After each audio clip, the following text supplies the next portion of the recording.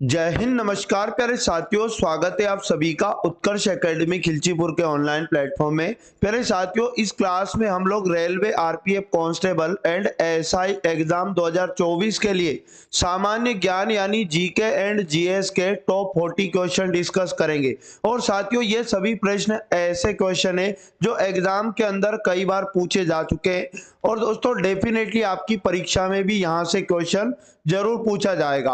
और साथियों, इससे पहले इस प्रकार की क्लासों के हम 7 पार्ट डिस्कस कर चुके हैं। आज हमारा 8वां पार्ट होगा और इस क्लास का पीडीएफ डेली आप हमारे टेलीग्राम से डाउनलोड कर सकते हैं। टेलीग्राम का लिंक आपको इस क्लास के डिस्क्रिप्शन में मिल जाएगा। अगर आप चैनल पर पहली बार आए तो दोस्तों चैनल को सब्सक्राइब करके बेल आइकन को ऑन कर लें, जिससे आपको तुरंत क्लास का नोटिफिकेशन मिल पाएगा। तो साथियों, चलते आज के पहले और इंपॉर्टेंट क्वेश्चन की ओर। बिल्कुल छोटा सा क्लास होगा, लास्ट तक मेरे साथ आपको बने रहना है। भारतीय राष्ट्रीय कांग्रेस के पहले अधिवेशन के अध्यक्ष कौन थे? तो साथियों, भारतीय राष्ट्रीय कांग्रेस का जो पहला अधिवेशन हुआ था, इसके अध्यक्ष कौन थे? राइट आंसर है WC Banerjee. Option number B इसका राइट आंसर हो जाएगा। अब एग्जाम के अंदर पूछता है जो भारतीय राष्ट्रीय कांग्रेस है साथियों, इसकी स्थापना कब हुई थी? तो इसकी जो स्थापना हुई थी 1885 में हुई थी और इसका पहला जो अधिवेशन हुआ था वो भी 1885 में हुआ था। और कहां हुआ था दोस्तों? तो याद रखना, मुंबई में इसका पहला अधिवेशन हुआ था और इसकी अध्यक्षता WC बनर्जी ने की थी। क्वेश्चन नंबर 2 है, दीन ए इलाही नामक नया धर्म किसने चलाया? तो साथियों, दीन ए इलाही नामक नया धर्म किसने चलाया? Akbar. Option number B question का राइट आंसर है। और साथियों, दीन ए इलाही नामक नया धर्म कब आरंभ हुआ था? एग्जाम में पूछता है, कई बार पूछा है। तो 1582 ईसा पूर्व, है ना, 1582 ईसा पूर्व में दीन ए इलाही नामक धर्म अकबर ने चलाया था दोस्तों। अगला है, भारत के मुख्य चुनाव आयुक्त की नियुक्ति कौन करता है? तो भारत के मुख्य चुनाव आयुक्त की नियुक्ति कौन करता है? भारत का राष्ट्रपति। ऑप्शन नंबर ए क्वेश्चन का बिल्कुल करेक्ट आंसर आपको याद रखना है। अगला है, बुद्ध को निम्न में से किस स्थान पर ज्ञान प्राप्त हुआ था? तो महात्मा बुद्ध को साथियों बोध गया में ज्ञान की प्राप्ति हुई थी। Option number D right answer हो जाएगा। और याद रखना, एक नदी का नाम निरंजना नदी के तट पर, ठीक है ना, निरंजना नदी के तट पर इनको ज्ञान की प्राप्ति हुई थी। और गौतम बुद्ध जो है साथियों बौद्ध धर्म के ये क्या है? प्रवर्तक है। अगला है, विश्व व्यापार संगठन की स्थापना कब हुई थी? तो साथियों, विश्व व्यापार संगठन की स्थापना 1995 में। ऑप्शन नंबर ए क्वेश्चन का राइट आंसर है। अब एग्जाम के अंदर साथियों विश्व व्यापार संगठन का मुख्यालय कई बार पूछ लिया गया है, तो आपको याद रखना है जेनेवा। और साथियों, जेनेवा किस देश में पड़ता है? तो याद रखना, स्विट्जरलैंड के अंदर इसका मुख्यालय। अगला, रेल बजट को आम बजट से अलग किस समिति की सिफारिश के आधार पर किया गया था? तो रेल बजट को आम बजट से अलग किस समिति की सिफारिश के आधार पर किया गया था? तो साथियों, एकवर्त समिति। ऑप्शन नंबर सी क्वेश्चन का राइट आंसर हो जाएगा। और कब किया गया था? तो याद रखना 1924 में। साथियों, 1924 में रेल बजट को आम बजट से अलग किया था, एकवर्त समिति की सिफारिश के आधार पर।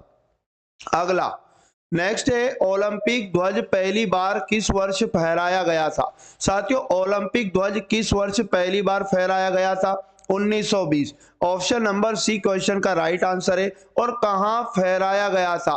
तो याद रखना दोस्तों, एंटवर्प में हुए थे ओलंपिक खेल, जो पड़ता है एंटवर्प बेल्जियम देश के अंदर, ठीक है।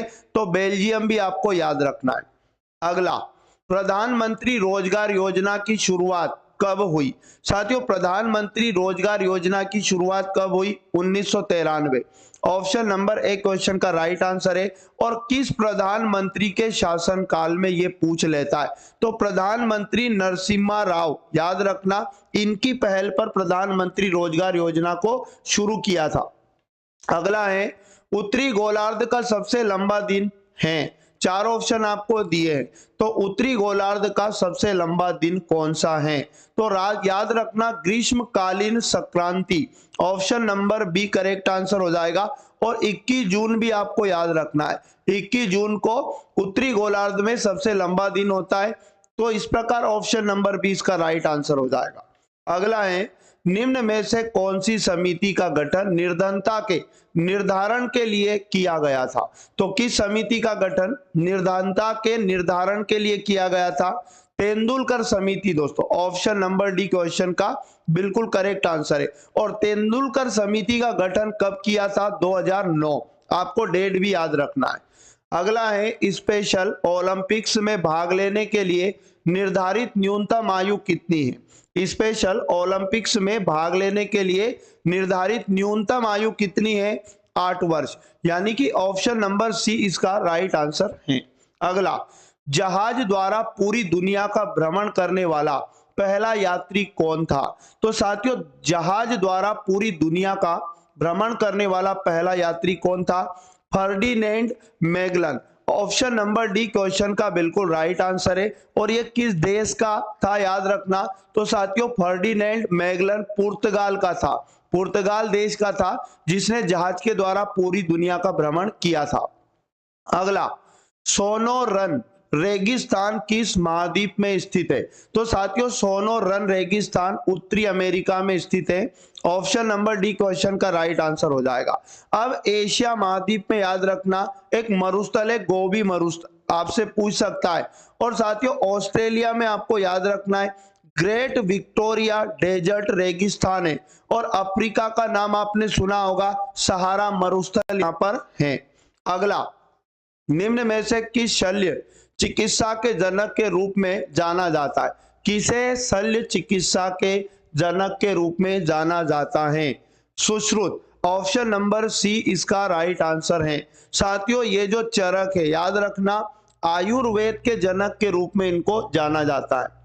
अगला है, किस कांग्रेस अधिवेशन में गांधी इरविन समझौते का समर्थन किया गया? तो साथियों, किस कांग्रेस के अधिवेशन में गांधी इरविन समझौते का समर्थन किया गया? तो याद रखना Karachi. Option number C question का राइट आंसर है। और ये जो कराची अधिवेशन हुआ था, कब हुआ था? एग्जाम के लिए इंपॉर्टेंट होता है, तो 1931 में आपको याद रखना है। अगला, फ्लैग्रेंट फाउल निम्नलिखित में से किस खेल से संबंधित शब्द हैं? तो फ्लैग्रेंट फाउल किस खेल का शब्द है? तो याद रखना basketball. Option number B question का राइट आंसर हो जाएगा। अब बास्केटबॉल के दो शब्द और आपके लिए बहुत ज्यादा इंपॉर्टेंट है। एक तो याद रखना फ्लैग्रेंट फाउल, और उसके बाद कॉमन फाउल, और एक याद रखना दोस्तों फ्री थ्रो।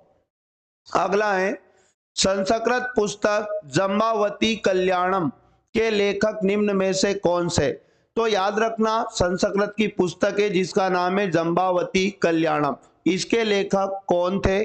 तो राइट आंसर है कृष्ण देव राय। ऑप्शन नंबर सी इसका बिल्कुल सही जवाब आपको याद रखना है। अगला क्वेश्चन है, मानव कोशिकाओं के न्यूक्ली में कितने गुणसूत्र पाए जाते हैं? तो साथियों, मानव कोशिकाओं के न्यूक्ली में कितने गुणसूत्र पाए जाते हैं? 23 जोड़ी गुणसूत्र। ऑप्शन नंबर डी क्वेश्चन का राइट आंसर है। अगला है, निम्नलिखित में से भारत के किस राज्य में मरुस्थली और बागर मैदान पाए जाते हैं? तो किस राज्य में मरुस्थली और बागर मैदान पाए जाते हैं? तो राजस्थान। ऑप्शन नंबर सी दोस्तों इसका बिल्कुल राइट आंसर हो जाएगा। अगला है हमारे पास, निम्न में से कौन सी भाषा सभी यूरोपीय भाषाओं की जननी है? तो कौन सी भाषा सभी यूरोपीय भाषाओं की जननी है? Sanskrit. Option number C question का राइट आंसर है। साथियों, जो संस्कृत के शब्द हैं अधिक से अधिक इन यूरोपीय भाषाओं में मिलते हैं, इसलिए यूरोपीय भाषाओं की जननी संस्कृत को कहा गया। क्वेश्चन नंबर 21 है, बैंकों को भेजी गई राशि और न्यायिक जमा जैसे बचत संविधान के किस वित्तीय प्रावधान के तहत आते हैं? तो साथियों, राइट आंसर हो जाएगा भारत का सार्वजनिक खाता। ऑप्शन नंबर डी क्वेश्चन का बिल्कुल राइट आंसर आपको याद रखना है। अगला क्वेश्चन हमारे पास है, प्रोटियम, ड्यूटेरियम और ट्रीटियम हाइड्रोजन परमाणु के क्या हैं दोस्तों बताओ? तो प्रोटियम, ड्यूटेरियम और ट्रीटियम हाइड्रोजन परमाणु के समस्थानिक। ऑप्शन नंबर सी क्वेश्चन का राइट आंसर है। और समस्थानिक किसे कहते हैं दोस्तों? तो वे तत्व जिनकी परमाणु संख्या तो समान और द्रव्यमान संख्या भिन्न भिन्न होती है उनको समस्थानिक कहते हैं। अगला है भारत के किन क्षेत्रों में ठंडे रेगिस्तान पाए जाते हैं। तो साथियों भारत के किन क्षेत्रों में ठंडे रेगिस्तान पाए जाते हैं, तो Ladakh. Option number B question का बिल्कुल करेक्ट आंसर है। अगला है अनुदानों की मांग के लिए मतदान किया जाता है। तो अनुदानों की मांग के लिए मतदान बताओ किसके द्वारा किया जाता है, केवल लोकसभा द्वारा। ऑप्शन नंबर बी क्वेश्चन का बिल्कुल करेक्ट आंसर है। अगला है पुलिस, कृषि और सिंचाई भारतीय संविधान की किस सूची से संबंधित हैं। तो साथियों पुलिस, कृषि और सिंचाई भारतीय संविधान की किस सूची से संबंधित है, राज्य सूची। ऑप्शन नंबर डी क्वेश्चन का बिल्कुल करेक्ट आंसर हो जाएगा। अगला है करदाताओं की संख्या और राजस्व कर के नहीं बढ़ने का कारण बताओ। यानी कि करदाताओं की संख्या नहीं बढ़ रही है, राजस्व सरकार को नहीं मिल रहा है, तो उसका कारण है साथियों काले धन में वृद्धि। Option number C correct answer है। मतलब ब्लैक मनी आपने सुना होगा, अवैध संपत्ति जो रखते उसके कारण करदाताओं की संख्या और राजस्व के कर में वृद्धि नहीं होती है। ठीक है ना, चलिएगा बात करते अगला क्वेश्चन। लंबे समय तक आर्द्र वायु के संपर्क में रहने वाले कॉपर के बर्तनों पर हरे रंग की कोटिंग के लिए निम्नलिखित में से कौन जिम्मेदार है।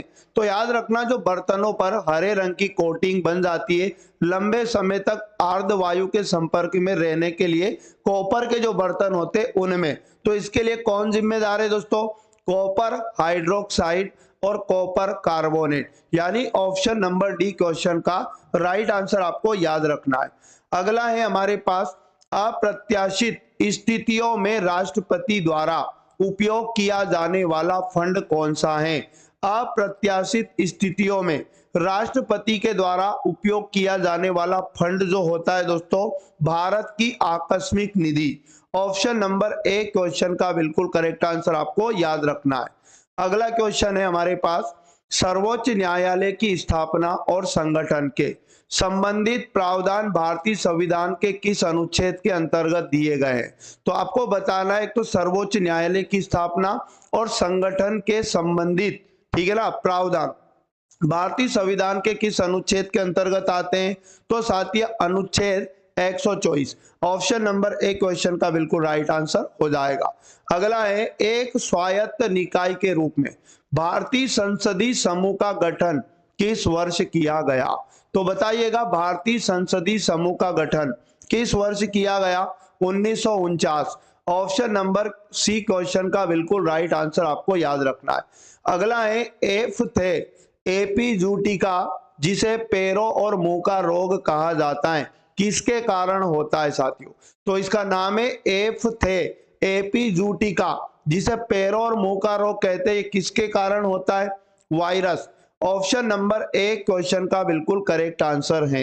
अगला क्वेश्चन हमारे पास है भारतीय रिजर्व बैंक द्वारा निर्धारित वरीयताओं में क्या शामिल नहीं है। तो भारतीय रिजर्व बैंक के द्वारा जो निर्धारित वरीयताएं हैं उनमें क्या शामिल नहीं है, सूचना प्रौद्योगिकी। ऑप्शन नंबर डी दोस्तों यानी सूचना प्रौद्योगिकी शामिल नहीं है, बाकी कृषि, शिक्षा और निर्यात ऋण ये शामिल है। अगला बौद्ध धर्म में अभय मुद्रा का क्या अर्थ है। तो साथियों बौद्ध धर्म में अभय मुद्रा का क्या अर्थ है, निर्भीकता। ऑप्शन नंबर बी क्वेश्चन का बिल्कुल सही जवाब है। अगला है अर्धसूत्री विभाजन में एक जनन कोशिका है ना कितनी संतति कोशिकाओं में विभाजित होती हैं। तो बताओ कि अर्धसूत्री विभाजन में जो एक जनन कोशिका होती है वो कितनी संतति कोशिकाओं में विभाजित होती हैं। सही जवाब है 4। ऑप्शन नंबर डी इसका बिल्कुल राइट आंसर आपको याद रखना है। अगला है गुरुत्वाकर्षण का सार्वभौमिक सिद्धांत किसने दिया था। तो साथियों गुरुत्वाकर्षण का सिद्धांत किसने दिया था, Isaac Newton. Option number D question का बिल्कुल राइट आंसर है। अगला क्वेश्चन है क्रीम से मक्खन अलग करने के लिए किस विधि का उपयोग किया जाता है। क्रीम से मक्खन को अलग करने के लिए किस विधि का उपयोग किया जाता है। तो अपकेंद्रीकरण। ऑप्शन नंबर ए इसका सही जवाब है। अगला है स्पीकर और डिप्टी स्पीकर के कार्यालयों की स्थापना निम्नलिखित में से किस अधिनियम के तहत की गई। तो बताइएगा कि स्पीकर और डिप्टी स्पीकर के जो कार्यालय हैं उनकी स्थापना किस अधिनियम के तहत की गई है। तो सही जवाब हो जाएगा भारत सरकार अधिनियम 1919। ऑप्शन नंबर बी इसका राइट आंसर आपको याद रखना है। 38 नंबर है, निम्न में से किस पेशवा को नाना साहब के नाम से जाना जाता है। तो बताइए कि किस पेशवा को नाना साहब के नाम से जाना जाता है। तो बालाजी बाजीराव को नाना साहब के नाम से जाना जाता है। ऑप्शन नंबर ए इसका राइट आंसर है। अगला है, निम्न में से सरकार को नियंत्रित करने के लिए जब वह साधारण नियमों का भी पालन नहीं करता, विपक्ष के सदस्यों द्वारा कौन सी असाधारण युक्ति का प्रयोग किया जाता है। तो साथियों उस युक्ति का नाम क्या हो जाएगा। तो याद रखना point of the order. Option number A question का बिल्कुल करेक्ट आंसर है। क्वेश्चन नंबर 40 है, हॉकी की शेल स्कूप को और क्या कहा जाता है। तो साथियों हॉकी की शेल स्कूप को और क्या कहा जाता है। तो एरिल पास। ऑप्शन नंबर डी इसका बिल्कुल सही जवाब है। तो साथियों ये थे पूरे टॉप 40 क्वेश्चन डेली की भांति। आप लोगों को प्रतिदिन नए नए क्वेश्चन कवर कराए जा रहे हैं और साथ ही अगर आप डेली इस क्लास को देखते हैं तो यकीन मानो एग्जाम के अंदर आपका जीके जीएस स्कोर बहुत अच्छा होगा। तो रेगुलर इस क्लास को जरूर देखिएगा। दिन में ये क्लास 10 AM पर रिकॉर्डेड आपके सामने आती है साथियों। मात्र छोटी क्लास में आपको बहुत बड़ा फायदा हो जाएगा और उसके बाद साथियों पीडीएफ से भी आप बाद में प्रैक्टिस कर सकते हैं। तो मिलेंगे पूरा नेक्स्ट वाली क्लास में, तब तक सभी साथी पढ़ते रहें। जय हिंद, जय भारत, वंदे मातरम।